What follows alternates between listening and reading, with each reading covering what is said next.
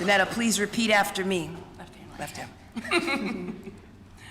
I, ZENETA Everhart, do solemnly swear I, ZENETA Everhart, do solemnly swear that I will support the Constitution of the United States that I will support the Constitution of the United States. and the Constitution of the Great. Well, tonight, Buffalo's Common Council has two new council members. Just a few hours ago, MASTEN District Council member ZENETA Everhart and Ellicott District Council member Halton-Pope were sworn in at council chambers. They became the first two women council members since 2014. And joining me now in studio is the newly sworn in MASTEN District Councilwoman ZENETA Everhart. Welcome back to the 5:30 here on Channel 2. Thank you for having me. You know what? Let's talk about that moment. I'm sure you're trying to soak it all in, but to be a new lawmaker and a woman on the council, because they haven't seen women on the council in several years. Talk about that moment today. What were we waiting for, right? It's time. It's been over 10 years since a woman served on the Common Council. And, for the makeup of our city, right? When we think about, the residents in the city, women make up over half of the residents. So we should be sitting at that table, right? We should be represented in the council chambers because everything that's happening in the community is affecting us directly, right? And so we should have a voice in that. And to have the New York State Attorney General for your swearing in, how did that work? It was beautiful, beautiful. When she told me that, she was coming and making the trip, I said, I would just be honored if you would swear me in, right? She's the first Black woman Attorney General for New York State. That's huge. That's huge, You're right about that. You are representing the MASTEN district, where former representatives from that district have gone on to become state senators, even mayor. But let's talk about your plan, because now it's time to get down to business. What's your plan for MASTEN? Claudine, listen, I have a lot of plans, but truthfully, where I'm gonna start is what people asked me for.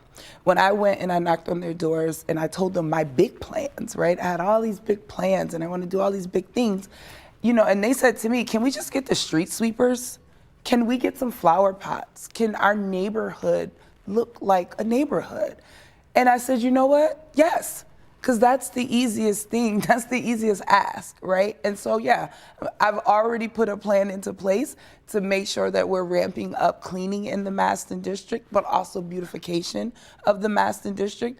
And then we're gonna get into the big stuff, right? I have a plan to build up our business districts, right? Get our local entrepreneurs into actual physical, brick and mortar buildings on Jefferson, on Fillmore, on Bailey, on Delavan, on Kensington. We have all of this space and we're not utilizing it to help our community grow.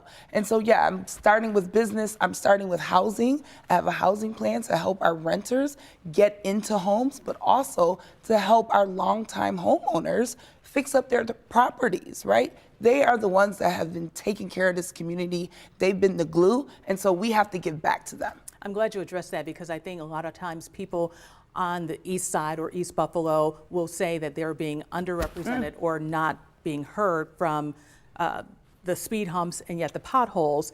People came to know you from 514, the majority of people. Absolutely. But also, now that you're on the council, the city of Buffalo, they have some issues they have to deal with because COVID money is running out.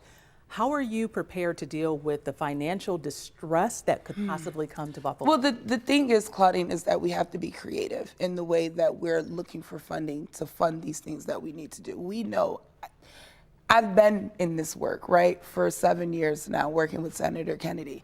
There's just not enough money in the city to go around to do everything that we need to do, right? So we're gonna have to be creative, right? And that's where my job comes in. I've been able to make those connections across the state and across the country to figure out how to help with the issues on the east side of Buffalo. So yeah, the budget for the city of Buffalo is gonna help MASTEN, but for me, I'm reaching outwards. I'm gonna be out here across the country looking for funding to fund the things that I want to do in the MASTEN district. And then I want to make sure that that funding is going to help the whole entire city of Buffalo, because the programs that I put into place in MASTEN will be able to translate across the city of Buffalo. I am here to represent MASTEN, but I want my whole city to look good and to feel good. And everyone should be thriving, not just individual districts. All districts should be thriving. I think that is so energizing for the public to hear when they hear you say, yes, I represent MASTEN, but I want the whole city to flourish. That's from what it's South about. Buffalo to North Buffalo. And the problem is that the east side of Buffalo for too long has been left out of the Renaissance, right?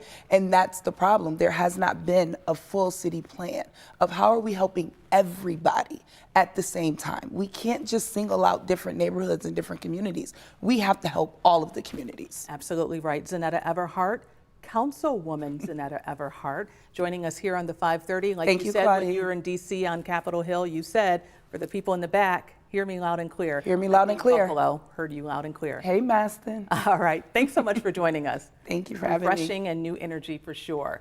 Well, the